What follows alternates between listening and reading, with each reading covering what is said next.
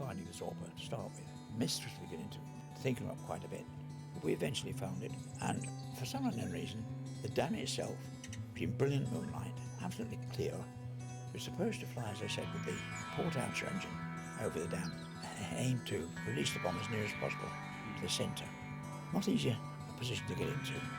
If I wasn't satisfied, I called dummy run, and I discovered how to become the most unpopular member of crew in Double Creek time. After the 6th or 7th dummy run, voice from the rear turret says, "Won't somebody get that bomb out of here?" Amid great secrecy, they had been specially recruited by RAF ace Guy Gibson. Bombastic, arrogant, and he was a strict security man. We weren't allowed to talk to anybody, and there was an instance on an evening meeting when Gibson hauled a junior Canadian pilot officer really over the coals because he'd run his girlfriend in Lincoln the night before. Said, "Sorry, he couldn't make it, we've got something on." He was also quite eccentric. He had this dog. Would it go everywhere with Gibson? He always had him around with him, yes. Like a lovely dog he was. One of his antics was drinking a pint of beer in the officers' mess on the floor, and he lapped him up just like that. Gibson swung straight into attack, shot across the wall of the dam. The bomb detonated, and a tremendous fountain of water rose. When it had cleared, we could see that the dam wall was still visible and hadn't broken. The next aircraft was ordered into attack. This was Hopgood. Again, he swung round to the east, but unfortunately, just as he approached the dam, some flak hit him. We then made our run and dropped our weapon all right, but unfortunately, too, fire hit our starboard wing. The next two aircraft attacked, and as the final weapon went down, dropped by Morphy, one saw the whole thing go. This is London. The Air Ministry have just issued the following communique. In the early hours of this morning, a force of Lancasters of Bomber Command, led by Wing Commander G.P. Gibson, DSO, DFC, attacked with mines the dams of the Merner and Sorba reservoirs. It was absolutely exhilarating. I'm lying down, most comfortable, just in the aircraft, cushions to lie on, just watching the ground whizzing past underneath you. Wonderful experience, it really was.